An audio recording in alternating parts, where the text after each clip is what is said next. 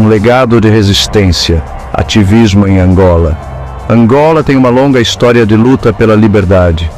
Desde os tempos coloniais até os dias de hoje, indivíduos corajosos têm se manifestado contra a injustiça.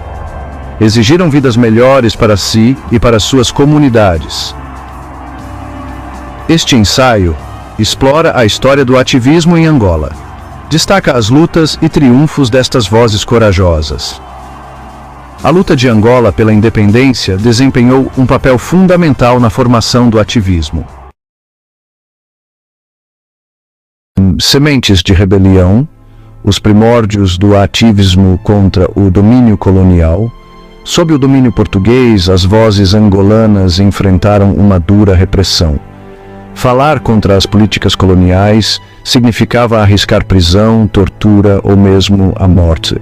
No entanto, mesmo nestas condições, as sementes da rebelião começaram a germinar. Os primeiros ativistas em Angola eram frequentemente movidos por um profundo sentimento de injustiça. Testemunharam em primeira mão as realidades brutais da exploração colonial. As suas terras eram tomadas, o seu trabalho explorado e a sua cultura suprimida. A resistência tornou-se não apenas um ato político, mas uma questão de sobrevivência.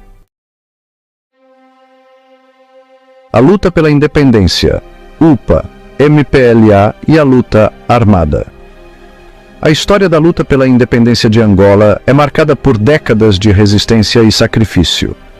As décadas de 50 e 60 testemunharam a ascensão de movimentos nacionalistas organizados em Angola. Estes movimentos foram impulsionados pelo desejo de libertação do jugo colonial português que havia controlado Angola por séculos. Dois grupos em particular desempenharam um papel fundamental: a União das Populações de Angola, ou UPA, e o Movimento Popular de Libertação de Angola, ou MPLA. Estes grupos emergiram como as principais forças de resistência contra o domínio colonial. A UPA, formada em 1954, concentrou-se na mobilização do povo Bakongo, no norte de Angola. Liderada por Holden Roberto, a UPA buscava unir as populações do norte em uma luta comum contra os colonizadores portugueses. Lançaram ataques armados contra instalações portuguesas, desencadeando uma luta armada mais ampla pela independência. Estes ataques foram brutais e marcaram o início de um conflito prolongado e sangrento. O MPLA, fundado em 1956, adotou uma abordagem mais ampla, procurando unir todos os angolanos contra o domínio colonial. Sob a liderança de Agostinho Neto, o MPLA buscava uma Angola livre e independente, onde todas as etnias pudessem coexistir em harmonia. A luta pela independência foi longa e brutal. Conflitos armados se espalharam por todo o país, com ambos os lados sofrendo pesadas baixas. A resistência angolana enfrentou uma repressão feroz por parte das forças coloniais portuguesas. Milhares de vidas foram perdidas em ambos os lados. A guerra deixou cicatrizes profundas na sociedade angolana, mas também fortaleceu a determinação do povo em alcançar a liberdade. A independência de Angola, finalmente conquistada em 1975, foi testemunho da coragem e resiliência de seus combatentes e civis. Parte 4. Uma liberdade silenciada, repressão e ativismo em Angola pós-independência. O fim do domínio colonial trouxe esperança de uma Angola mais justa e equitativa. As ruas de Luanda estavam cheias de alegria e celebração, com a população acreditando que um novo capítulo de liberdade e prosperidade estava começando. No entanto, a transição para a independência estava longe de ser fácil. A euforia inicial rapidamente deu lugar a desafios significativos, tanto políticos quanto sociais. A luta pelo poder e a necessidade de reconstruir um país devastado pela guerra criaram um ambiente de incerteza e tensão.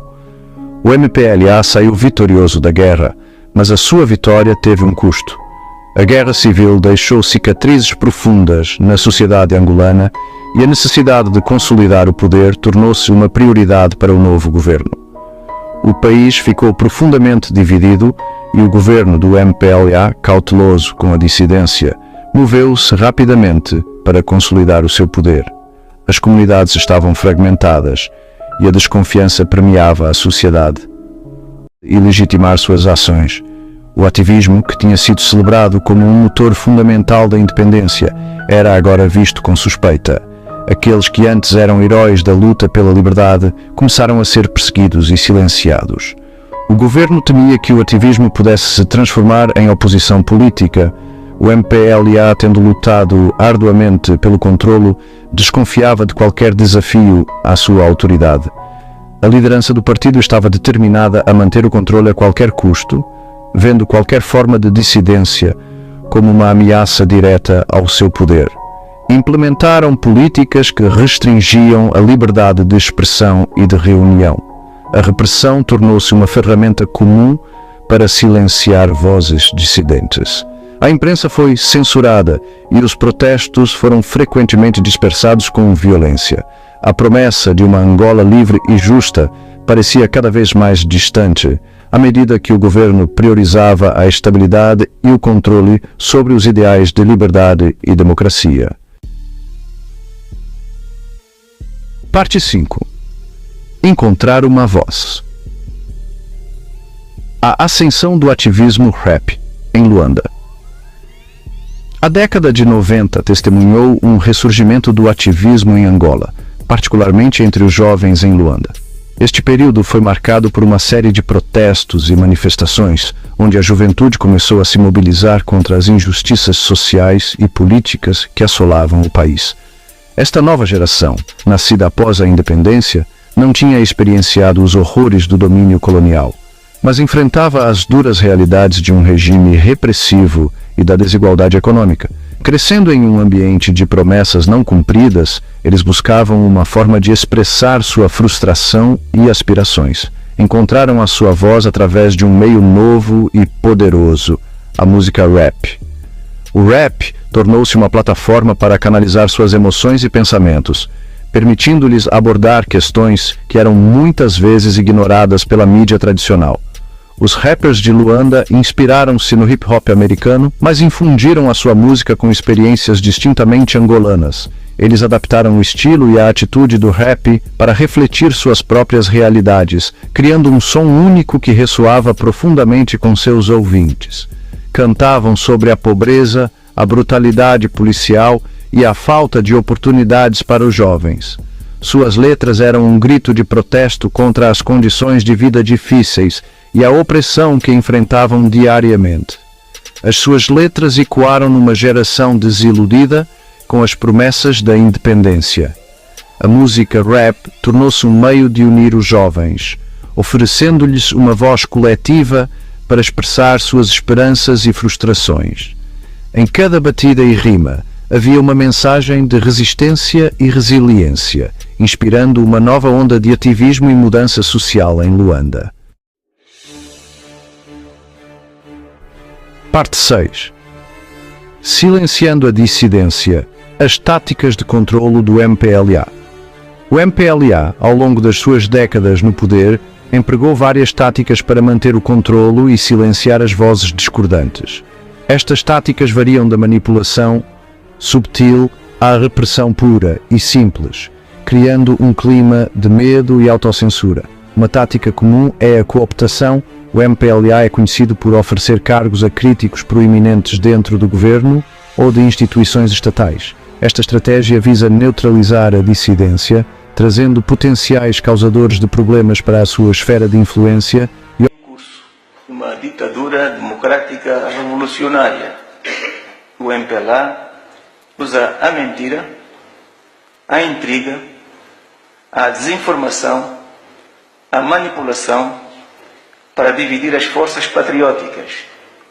O MPLA e o seu governo querem colocar fantoches no poder que obedeçam à vontade das potências estrangeiras que estão a pilhar as nossas riquezas e fazer-nos voltar à ditadura de que nos estamos a libertar com muito sacrifício. O MPLA tem medo das redes sociais, da internet e de uns outros meios de comunicação social em que fala-se de alternância democrática. que pretendem é trazer a democracia também para Angola. O MPLA e o seu governo querem a ditadura e também querem enganar o povo, aqueles que não têm o conhecimento da verdade. E nós devemos estar atentos e desmascarar o MPLA, o Presidente da República, o Governo e os deputados de todos os partidos políticos. O MPLA dá porrada aos angolanos, oportunistas, intriguistas e os demagogos. Foi no MPLA, nesse mundo de pobreza e de corrupção, que a maior parte de nós nasceu, cresceu e forjou a sua personalidade. Até a década de 80 do século passado, foi conduzida com êxito em África a luta de libertação nacional dos povos, que pôs fim ao colonialismo francês, britânico e português. Hoje temos que pôr fim ao colonialismo do MPLA. Se consultarmos as estatísticas, veremos que, com a conquista da paz em 2002, e graças ao trabalho do nosso governo, os índices de democracia baixaram 8 anos depois, em 2010, para quase metade. O povo tem um programa de luta contra a ditadura e, se continuar com esse ritmo de redução, esse problema deixará de existir em Angola. Caros camaradas, terminei minha intervenção, desejo bom trabalho a todos e muitos êxitos aos revolucionários.